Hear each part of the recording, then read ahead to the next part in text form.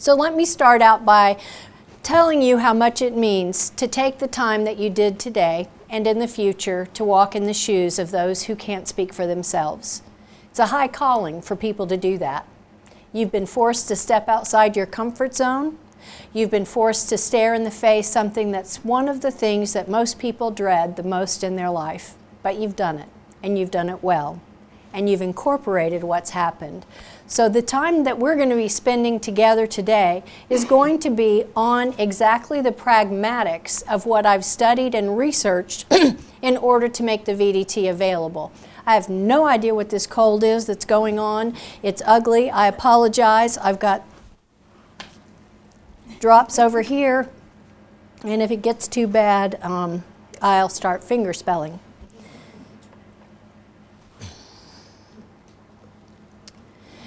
So to me, those with dementia have a beautiful mind. They do. It's not exactly like ours, but that's okay, right? Doesn't matter. Actually, it's a real gift to be able to work with someone who has dementia. Because those of us who view them as having a beautiful mind enjoy every minute of it. I'm one of those people that I got out of graduate school. I began serving those in nursing homes, and one of the things I did very first off was fall in love. These are my people. These are the people, this is my Calcutta. These are the people who built our roads, built our schools, gave us the gift that we have in our lives today, and because of some circumstance having to do with how their brain is dying, they're suffering with a terrible disease with no cure. What an honor, what holy ground to walk on, to be able to serve them and serve them with dignity and respect. So, to me, right now, dementia is the human rights issue of our time. There have been a number of human rights issues as our decades go by, but dementia is it now. Why? Because we've spent so long marginalizing them, placing them away from the rest of society. Families don't want to talk about it. Churches don't accept them. Most of the places that you go view dementia with horror and fear. Well, what happens when that happens? Nothing gets done. Nobody actually faces it head on. And what's happening with that is we found that the medical model has been the most acceptable thing to do for those with dementia. We medicate them, we put them in hospitals, we find places for them to dwell that we don't have to deal with as much, unless we're a carer. But even then, I don't know how many of you in this room have ever left work, gone to a cocktail party, and someone's asked you what you do for a living. How many have done that? The cocktail party part, right? Okay. So you get to the cocktail party and somebody you don't know walks up to you and says, "So, what do you do for a living?" And I go, "I work in nursing homes." Oh, you do? Oh, that must be so horrible. Well, no, actually, it's not. We have our streakers, our cussers, our love affairs. We have just about anything you have outside the nursing homes. And then you see them kind of look at you like you're crazy a little bit. You haven't had anything to drink yet. Remember, you just got there. And as they step back, you can see them thinking, "Oh, God, love her. Apparently, she couldn't get another job." It's not true. This is exactly what I love. I had polio as a child and had to relearn how to walk and was paralyzed from the neck down, and I remember what it's like to be different. I remember what it's like to be in a classroom full of kids and know that everybody else can walk from here to there with no problem at all, and it's going to take me a whole lot longer, and I'm going to be noisy when I walk. I know what that feels like. And that's why it was so wonderful to me to walk in a nursing home full of different people. But what I'm going to show you today is those with dementia are actually normal within the confines of dementia. So how we got here, this is a scary thing.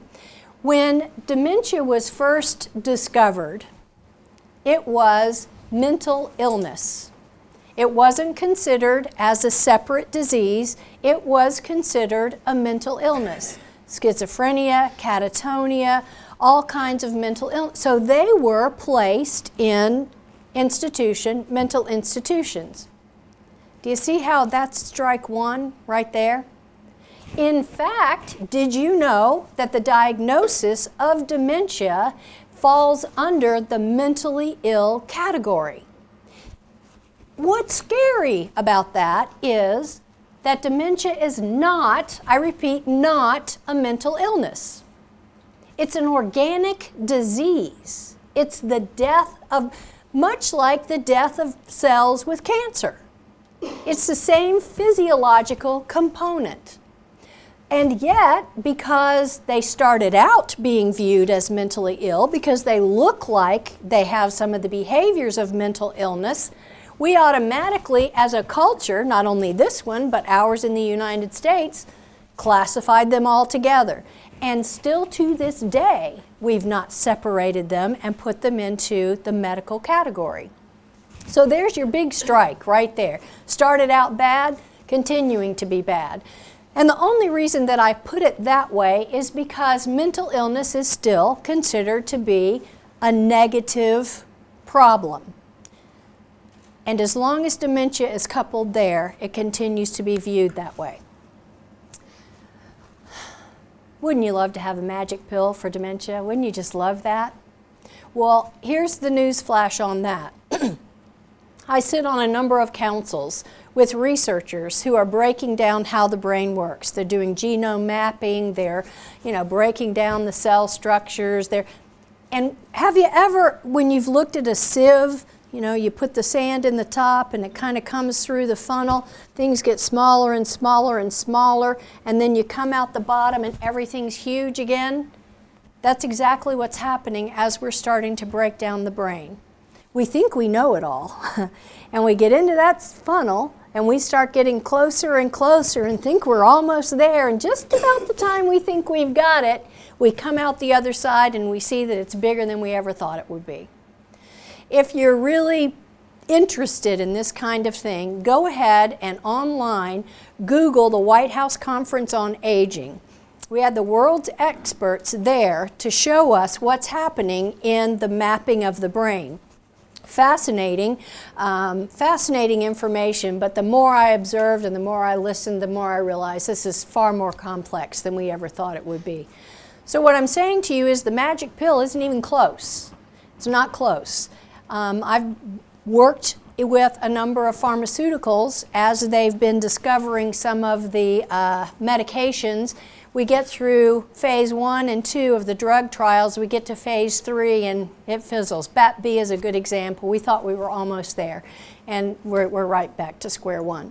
So Merck Pharmaceuticals is working on a couple of things, and so are a couple of German companies. I hear that there was a newscast this morning about Alzheimer's medication. But let's face it, people, even if there's a piece of dementia that can be treated, it's much bigger than one thing. So what I'm saying there is that there won't be a magic pill for this.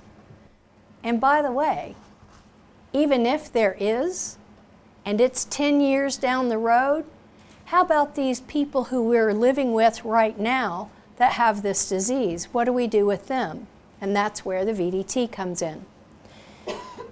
So the reality is that until we take a moment to do what you just did today, and we start to parse it out, and we start to deal with it head on, we're going to continue to sit around and wait for a magic pill that's not coming around the corner.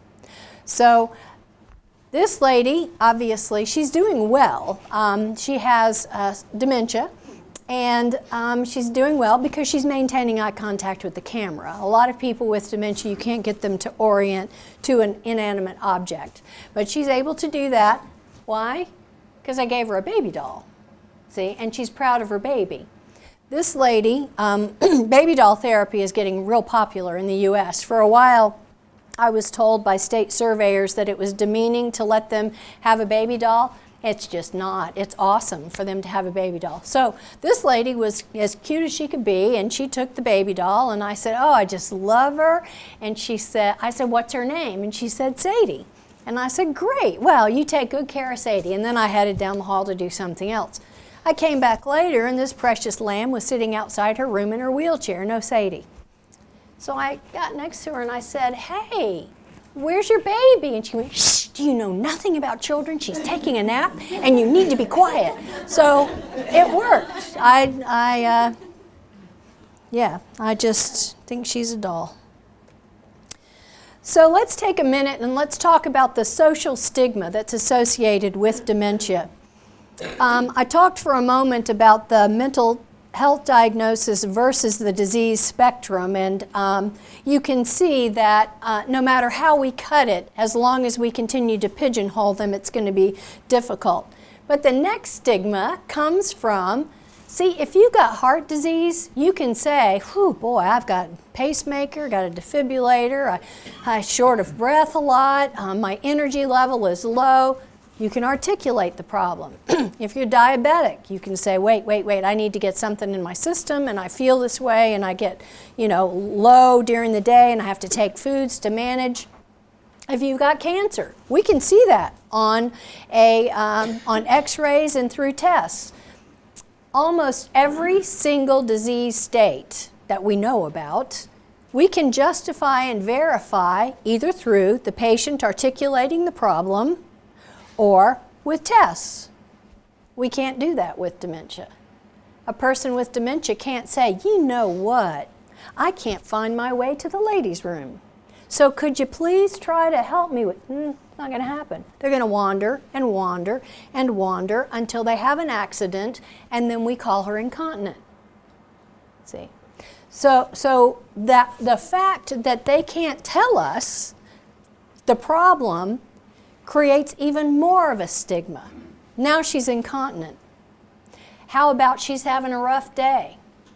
She's been through the ringer and back in her mind. Let's multiply your 8 minutes with dementia by 24/7. She's having a rough day. So she cusses you out.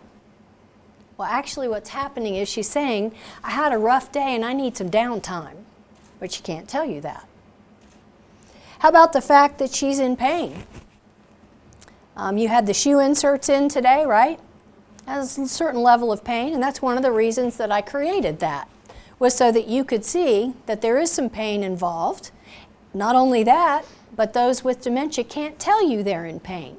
So what happens is when I randomly pull charts and I look at the diagnoses, the dual diagnoses and the comorbid states of people with dementia, there's a lot of arthritis, there's a lot of osteo, there's a lot of other pain indicators in the chart, and nobody's getting medicated for that with dementia. And if you Google pain medication and dementia, you're going to find the same thing. Study after study shows that we completely ignore the soft signs of pain. So, pop quiz. What are some soft signs of pain that you can see with dementia? Talk to me. Agitation? Exactly. What else? Frowning. Right. What else? Limited movement. Limited movement. I got one back here. What was that? Restlessness? Yes, exactly. Anxiety? Increased confusion. There's a big one right there. I can tell you a UTI is coming on when I start to see that. I know right away. Hydration hasn't been happening and we got a UTI that's flaming in there somewhere. And she never tells you it hurts to go to the bathroom. Never does. We got to figure it out on our own. So you see, we know the soft signs. We know the sweat above the lip. When that starts to happen, the rocking, the grinding their teeth. I had another precious lamb who kept pulling her hair out by the roots. I mean, we're talking bloody patches on her scalp. So everybody decided they were going to pull in a psych consult. Well, I got there and I saw her doing that, and it was only happening when she was being pushed in the wheelchair, that was the worst, or when she was being transferred. So I talked to the DON and she said, "You know what, before you do anything, why don't we go ahead and get some x-rays?" I know, she had bilateral hip fractures and it was going untreated for weeks. This is how we were supposed to know. So, see, it's so important that we be good detectives when it comes to dementia. They aren't trying to aggravate us. They honestly don't know how to tell us.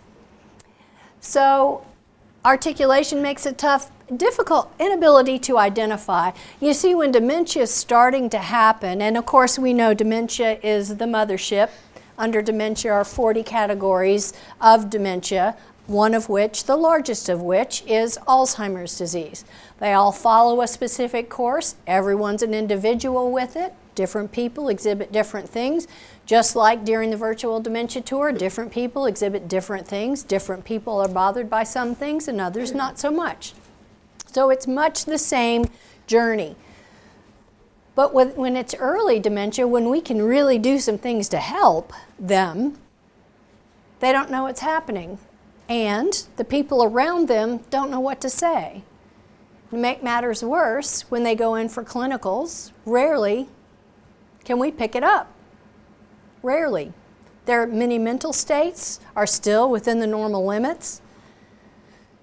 So my watchword, or my take-home message for those who are feeling like they're losing their keys and they're, having trouble, is to first examine how busy is your life. If your life is frenetic and busy, yes, you're going to forget your car keys. You can actually get in the car, start it, and realize, you know what, I need this one key thing to make this happen, and it's still in the house. So, we can, making coffee in the morning, some days I can put it together like this, other days just water comes out. So we all have that kind of lifestyle. I forgot an entire child at school one day. I was already home cooking dinner and realized, oh gosh, I got to go get her. So that's normal. It's when you look at the car keys and you don't know what they're for, there it is. You see the difference? Huge difference. And so when I work with families, that's what I help them try to see. And newly diagnosed people. That's when we're moving to a different level. It's not only nominal aphasia that they're experiencing there, it's the inability to interpret visual stimuli. So it's difficult to diagnose, and no one that has it can really tell us. Once they get you in the VDT, we're in the moderate stage of dementia. middle stage. The reason I selected that stage is because that's the stage that you and I usually get them, number one. Number two, this is the most difficult stage to manage. This is the stage where there's a lot of acting out. They're still ambulatory in most cases. They don't understand food. They don't understand hydration. None of that abstract stuff makes sense. So that's why I selected this stage. It's the most graphic. Another social stigma is that people are afraid of people with dementia because they think they're unpredictable. Well, yeah, they can lash out with no provocation. They can behave in ways that are a little bit of a surprise. But to me, that's the beauty part of it. I love that part of it. In fact, to me, as long as they're still doing something, I'm tickled pink. It's when they quit doing anything, when they're just mildewing all day, and I can't get any kind of response from them, that's when I'm heartbroken. So celebrate the cussing and the yelling and the screaming, and don't let yourself get all into it or upset about it. In fact, rarely do I even chart when it happens, because yay, they're still at it. And they can still articulate cuss words. Isn't that amazing to you? That still is amazing to me. These are people who can't chain the sentence together, but they can tell you exactly where to go and how to get there beautifully. And usually it's a little old lady who you would never think even knows the words, and it makes the families nuts. Gosh, Mother never cussed like that before. Well, here's an important thing for the families to know. In order for her to even know those words, she's heard them somewhere. And now she's using them. What freeing experience that must be. So as long as you don't let yourself get sucked into it and get upset about it. I got called a road whore once. I was seeing a resident, and he just got all upset with the psych eval, and he called me a road whore. So I listened for a minute, and I thought, I've never heard that term. So I continued on with the assessment, and I didn't say anything, didn't ask any questions. Well, 3 or 4 months later, a different resident called me the same thing.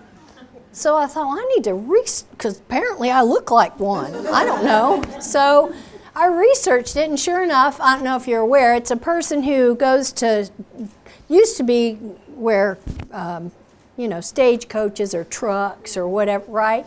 And they'd take up with somebody and for a while, and then they'd get left at the next, right? And then they'd take up with that person for a while, and then they'd move on to the next place.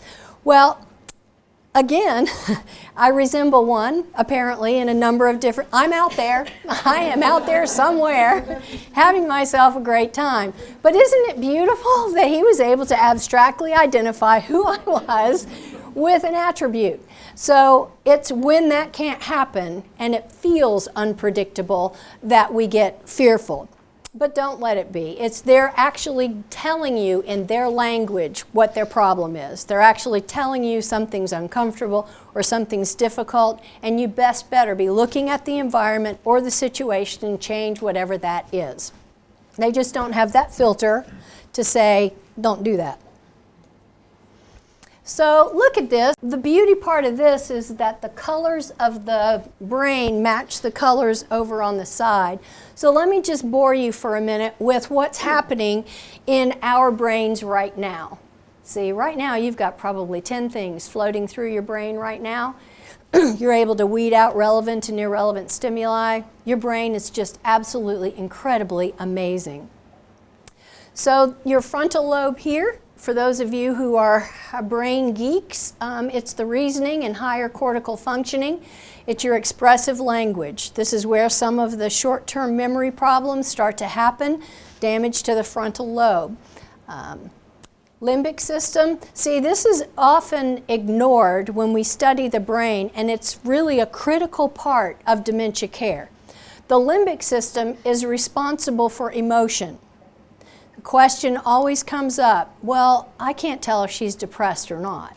I don't know how much is depression, delirium, and dementia. In fact, I do an all-day seminar on how to differentially diagnose what you've got, because it's important that you know the differences because they get treated completely differently. And the limbic system is responsible right now for you holding an even keel, for you sitting as comfortably as possible, and for you paying attention and focusing on what's happening in front of you. Left hemisphere is your analytical language.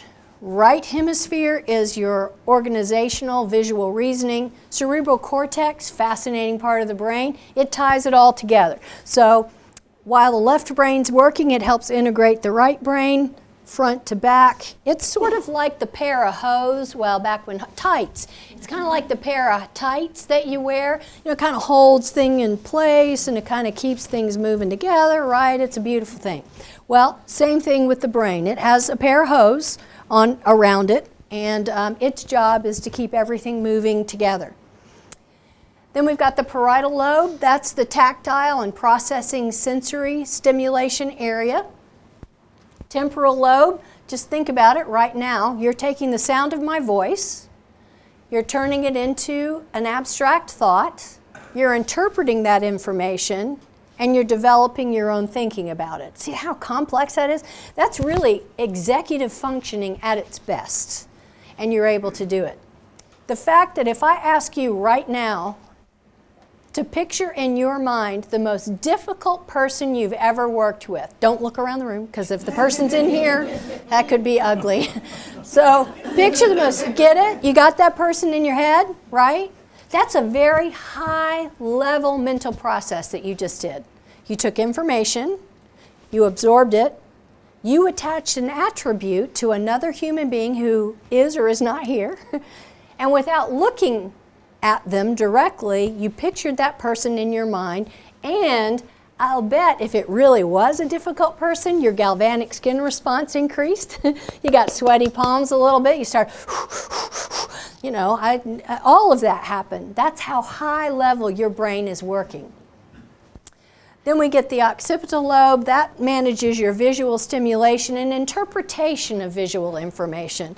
And that's a part that a lot of people don't put together with that part of the brain. The important part of that is the interpretation of the visual stimuli, placing an attribute to that visual stimuli, and that is an abstract concept. So look at this. I can look at this every day. To me, this is just the most fascinating thing. But of course, I'm not sure that's normal. But so look over here at this normal brain. Isn't it beautiful? Look at all the white matter. Look, this is not a big fluid-filled cavity. We've got some good sulci there. It's nice and compact. We've got some gyrus there that's strong. Look at the language center. It's all mashed in together. There's not much fluid in there. Look at the memory system. Beautiful thing, all mashed in there, nice and pretty. But then looky here. Is that just fascinating to you? We've got the widening of the sulci. We've got a thinning of the gyrus. See, look how pretty that is over there. This is getting, the brain's dying. Well, clearly this brain's dead, but the brain's dying. Look at the ventricle. That's a fluid-filled cavity that's not even functioning at all. Look at the language center. Look how pretty it is over here. Looky there. It's just all fluid-filled. It's compact right there. So this person wasn't articulating much at all. And look at the memory center. Look there, we got fluid filled here, we got fluid filled here. None of the pons are working well. So this is no joke. I mean, this is pretty serious stuff. What's fascinating about this is studies are now showing that when you look at a brain of a person who has Alzheimer's disease, and it looks one way, right? And somebody else's brain looks exactly the same damage, same impairments, and yet this person is non-functioning and this person is still doing okay. See, this is why this gets so tricky. It's kind of like parallels are being drawn to why would you take a vaccine even if it was available for Alzheimer's disease because you have the marker, when in fact, people who have the marker don't always get Alzheimer's disease. See, it's a tautological mess you get yourself into. So when we have somebody whose brain is looking one way and another person much the same, this person over here is doing fine. So we have to be careful when we make judgments based on brain imaging. But suffice it to say, this one, bless their heart, So let's look at the dementia brain for just a minute. So I'm taking the same little circles, but I'm talking about what happens in dementia when these parts of the brain are impacted. So let's look at the frontal lobe. They ask the same thing over and over again. They don't remember what you just told them. I need a nurse, I need a nurse, I need a nurse, I need a nurse. I consulted on one unit before where there was a lot of the hollering out going on. And so, stupidly, this was back before I had much experience, I decided to put all the hollerers together. Because I thought, well, the staff isn't going to be stressed out, because they're going to be all together and we'll rotate the staff in and out of there. They developed their own cadence, going on. Waitress, another beer. Waitress, another beer. Need a nurse, need a nurse, need a nurse, need a nurse. And so they all just kind of had a chorus back there. And we realized we were actually feeding the agitation. But it was a good idea at first, but it didn't work. Same thing over and over. Forgetting in mid-task. They'll start a task. They'll forget what it is that they're doing and never come back to it. You and I will start a task. We might forget what we're doing, or we might forget and move on to something else, but we'll eventually come back to the task if we're visually cued. With dementia, they don't remember that they were just doing that. One classic long-term care one that I get all the time is, I haven't been fed since I've been living here. I am starving to death. I don't know what to tell you. Call up the family. I haven't eaten since I've been here. I haven't seen a nurse since I've been here. There are no doctors in this place. I don't know what they sold you, but it was a bill of goods. So all of that's going on, right? And you were just in there with the tray, or you just were in the dining room with the tray.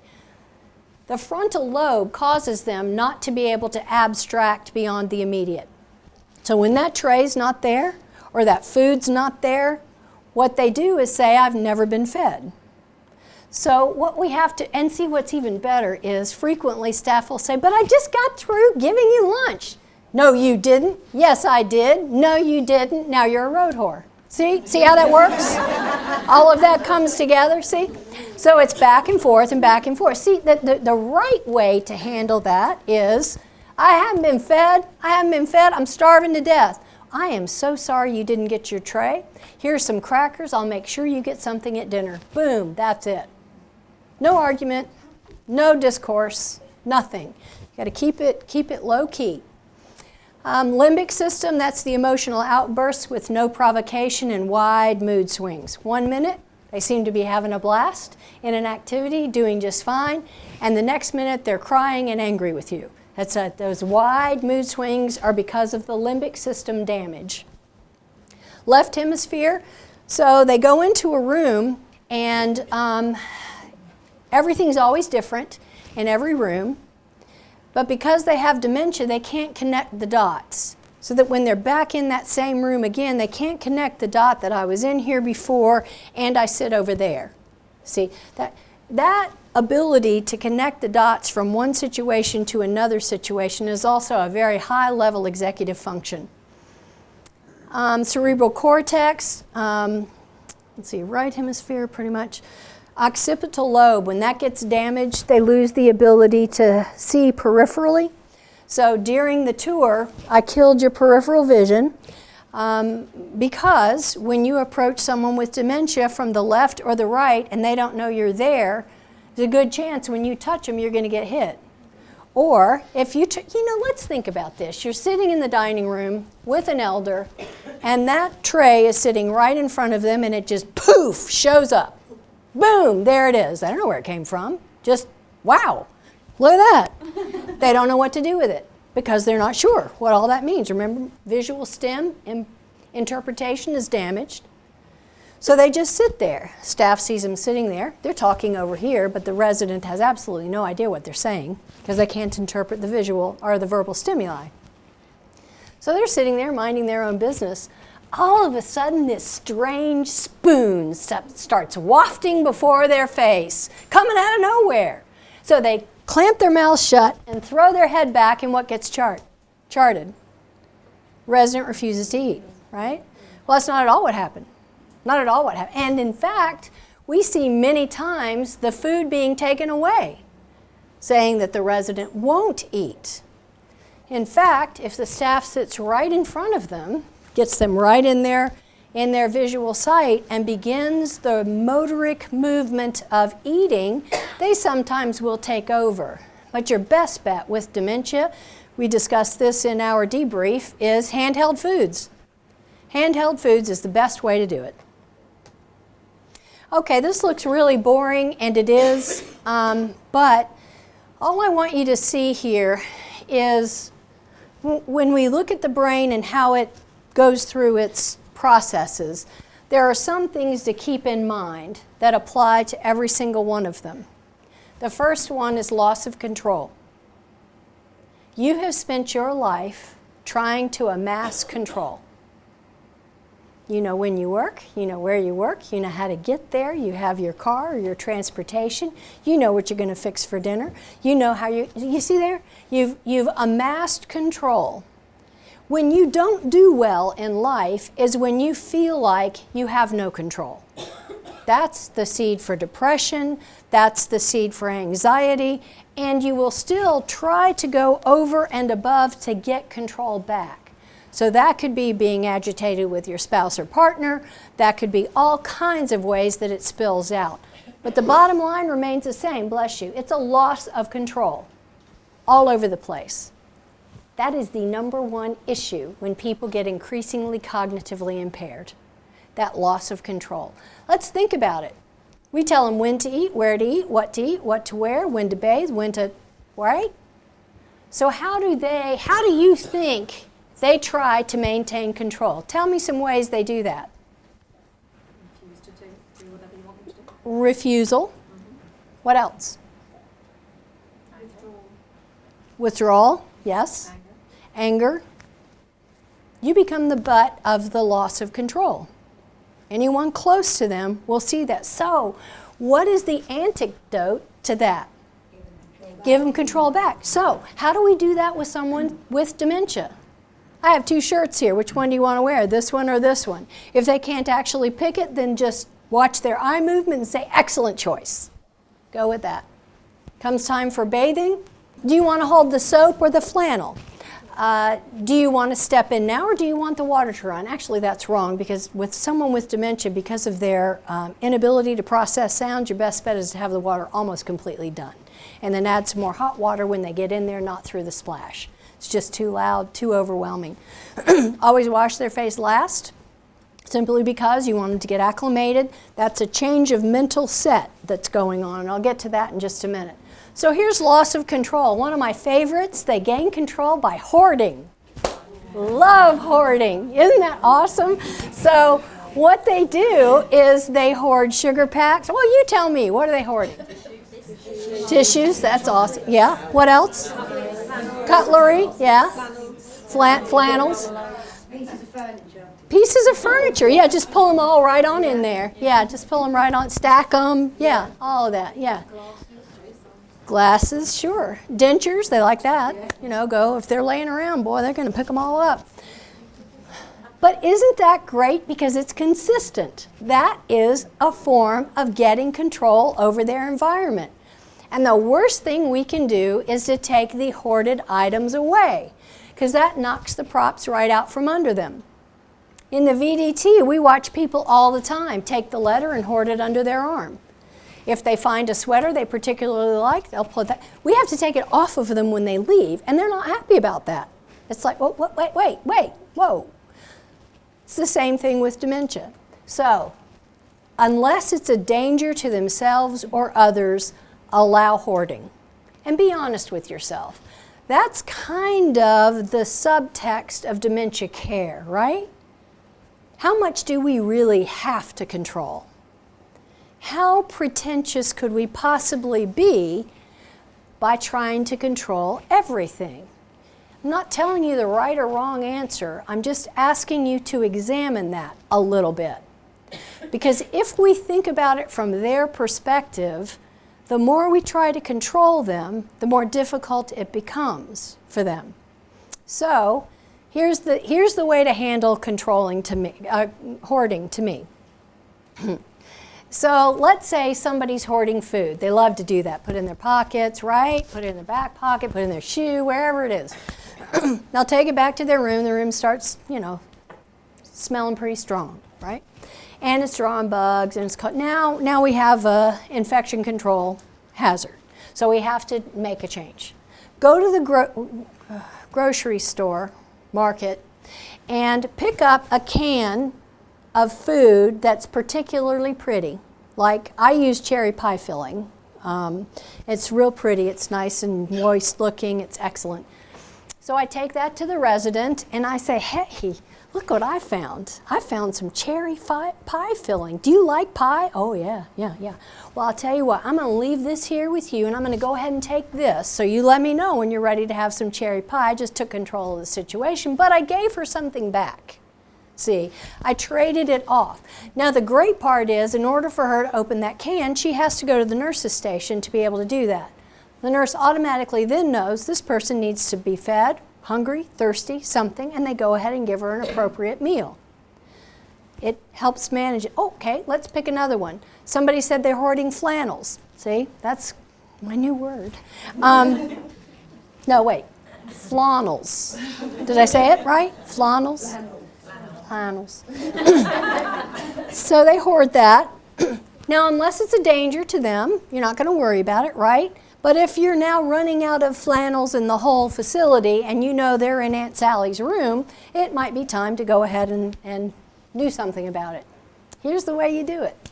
You take 2 flannels, you go into Aunt Sally's room, and you say, hey, look, I brought you 2. And you take 4. Do the math for a minute. I'll give you a minute. There we are. See? Eventually you get it down to a manageable level. And so the thing to know about hoarding is it's a very effective coping strategy. It's very effective. You do it. If any of you have collections, you're hoarding. Whatever you're collecting, you're hoarding. You don't really need all of those, but you do it anyway. If you have food in your refrigerator, you're hoarding. You're not going to eat that tonight or probably tomorrow, but you have a lot of it in there. You're hoarding. That's because you want to feel control. You want to know you have that there. Well, that's exactly why they hoard food and why it's so important for us to figure out ways to give that control back. So here we are with so I've drawn little arrows. It's really boring. So loss of abstract thinking.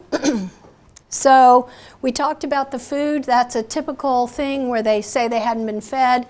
Difficulty focusing.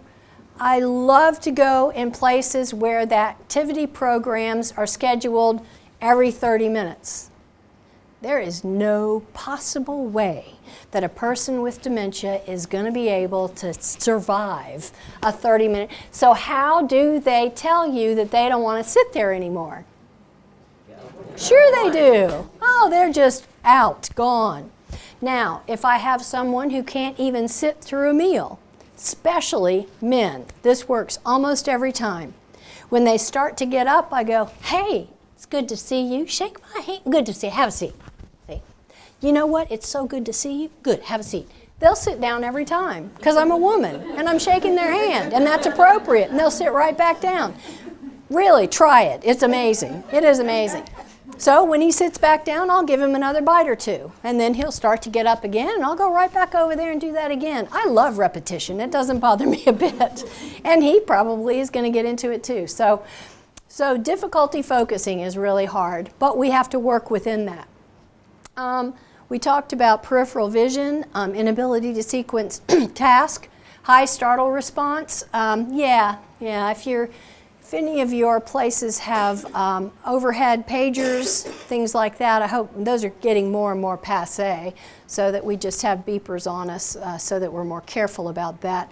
But we have to be really careful about the sounds that we make. When staff talks over residents during a meal, what happens then is the resident's not sure what exactly is supposed to be happening. These poor families, when they're caring for someone at home, if the television's too loud, they'll get increasingly agitated and the family's not sure what to do about it. Well, turn off the television or put something quiet on the television for a little while or go for a walk. Walk it out. Difficulty recognizing people and things. That's visual agnosia. It's fascinating. It's a fascinating brain disorder. So there's a verbal agnosia and there's visual agnosia. So we're going to focus on visual for right now. People with dementia, families will say, well, she doesn't recognize me anymore, so there's no reason for me to come visit. Well, that's wrong. They still need the touch, they still need the sound of the voice, they still need the attention that you can't give them. The family can do that. So the family needs to be encouraged from the beginning to understand that there's a lot in the back part of the hippocampus that has to do with memory that only a family member can talk about with them because they have the history. You don't. So encouraging the family to be involved. So what we see are people with dementia who start urinating and defecating in inappropriate places. And when I say inappropriate, what I'm saying is anywhere other than the toilet. Okay? So what we find is happening is they're walking into the bathroom and they're seeing their own reflection in the mirror. They think someone's in there, so they leave and they hold it as long as they can until they have an accident. So what we have to do in those cases is drape those mirrors. It's not going to hurt anything, just drape the mirrors. And we see the lessening of the behavior. Curtains are windows that don't have curtains in them is a real problem because they see their own reflection in there at night and they see the other people in there at night. This happens at home, and it happens in elder care communities. They think the place is surrounded, they get agitated, they don't know who those people are, and it just creates all kind of havoc. So yeah, if you have nighttime big windows, you need to go ahead and curtain those, and at home, the same thing needs to happen. At home and in elder care, we also have to watch big pictures. I understand that you got Winston Churchill placed here somewhere. He's got a relatively big face. That's okay, but people were talking to Winston, and it's because of where he was and the height he was. See, we have to be real careful about that kind of thing because they really think that that's somebody to talk to, which isn't bad, it just isn't appropriate. It's a dignity thing.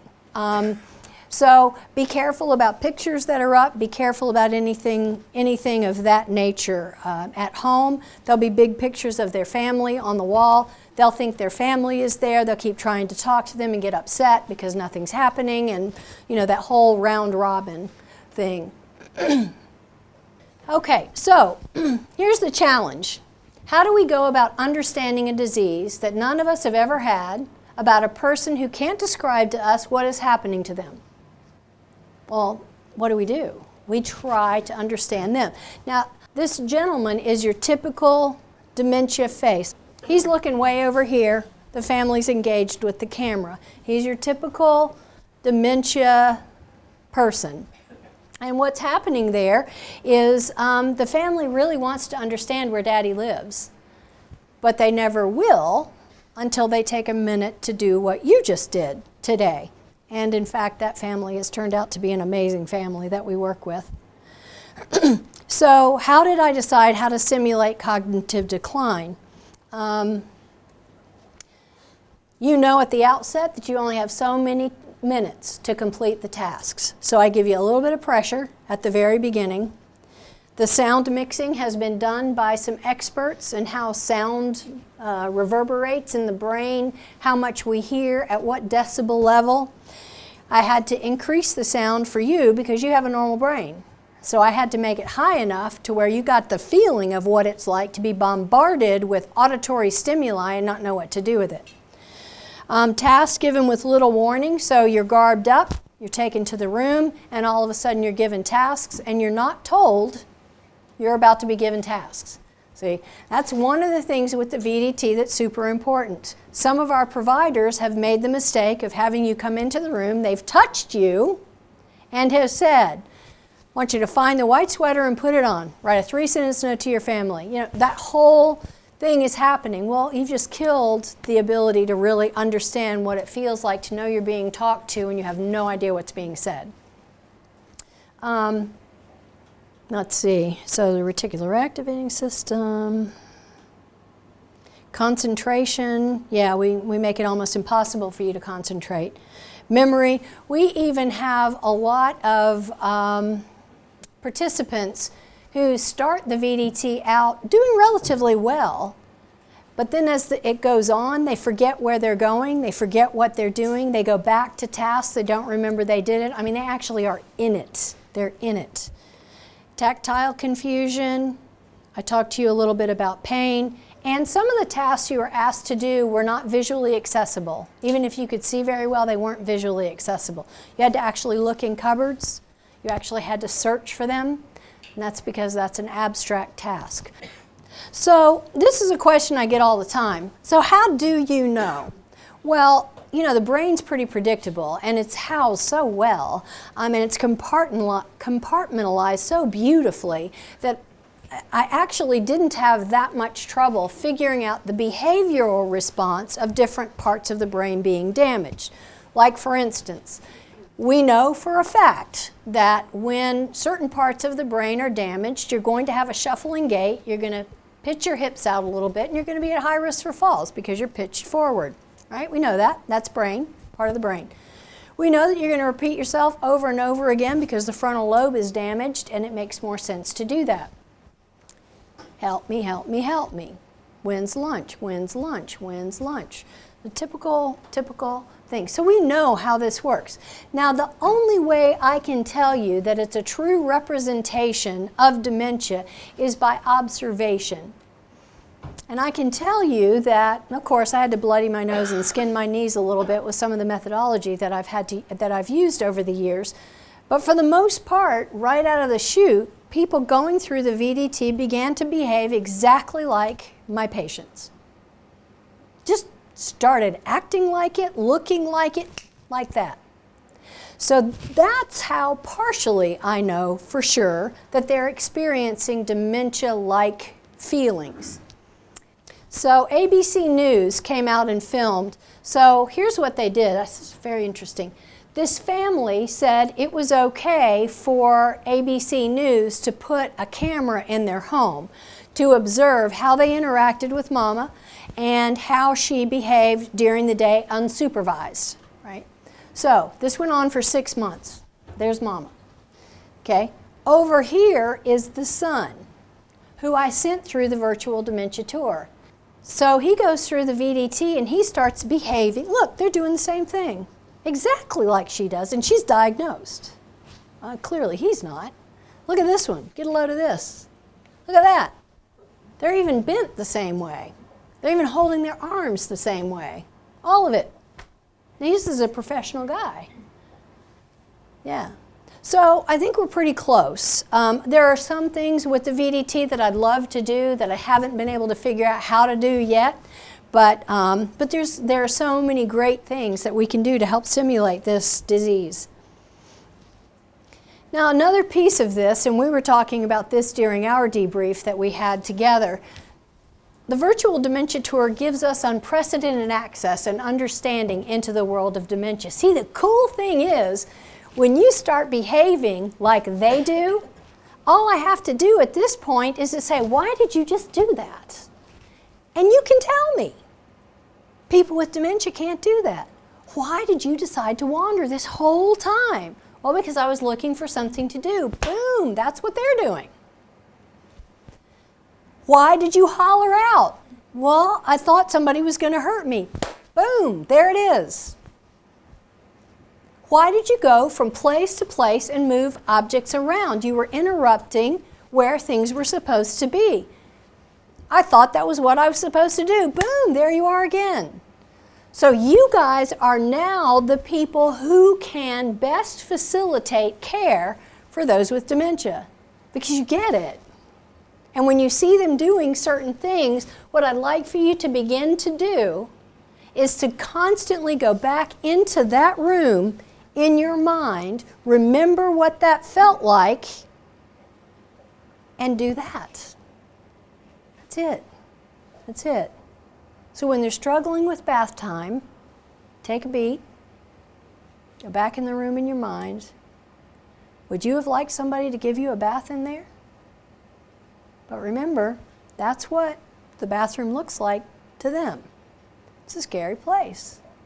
And I know you're working on changing some of the bathrooms in this elder care community. You need sound barriers in there. You need soft towels to buffer sound. There's just so many things that we could be doing that we can, and there's that precious man again. God, he's cute. Look at that hat. The hat, awesome. So here's the VDT brain. Frontal lobe, why am I in here? What am I supposed to do? I can't remember the tasks. Limbic system, some of you sat in a corner, gave up, didn't continue anymore. Fearful. Cerebral cortex, we gave you multi-level tasks, kicking into your secondary process thinking. Parietal lobe, we removed your ability to have tactile information, so you went about the business of moving things here and there that didn't make sense. Temporal lobe, you had a lot of audio confusion. It interfered with your memory and your ability to understand the situation. Occipital lobe, I can't see anything. Are these the, well, see, we call them pants in the United States. Are these the trousers? Are these the trousers? And I can't find anything. So let me bring you to the close. This will be on my tombstone someday. If normal people exhibit behavior that mimics dementia during the VDT, why can't behavior exhibited by people with dementia be normal?